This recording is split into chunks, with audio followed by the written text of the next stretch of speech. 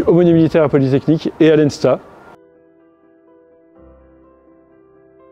Être padré non seulement des étudiants, c'est une grosse réalité étudiante et c'est sûrement ça qui prend l'essentiel de mon temps. Donc proposer, faire vivre la foi dans le monde étudiant.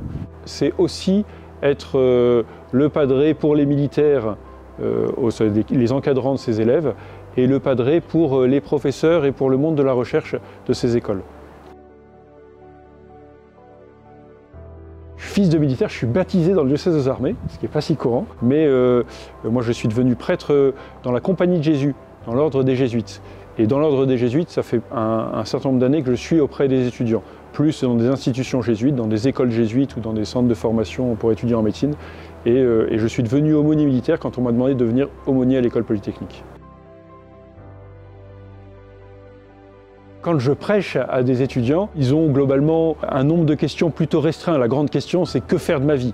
C'est quel sens je veux donner à ma vie? Et donc prêcher à des étudiants, c'est prêcher d'abord sur cette question-là. L'autre dimension, c'est une grosse énergie. Donc l'enjeu, c'est qu'il faut, avec eux, organiser beaucoup de choses. Puis j'ai des étudiants très doués, donc c'est plus être avec eux pour rêver, pour imaginer comment l'esprit les appelle à répandre l'évangile dans le lieu où ils sont étudiants.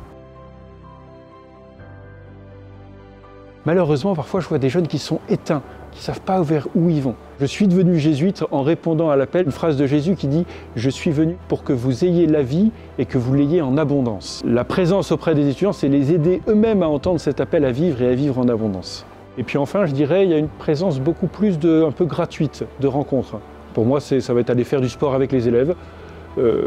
Ils sont peut-être pas du tout chrétiens, peut-être que voilà, ils m'ont aperçu une fois, mais c'est, je crois, gratuitement dire qu'aux yeux de Dieu, il compte et à mes yeux, chacun est précieux.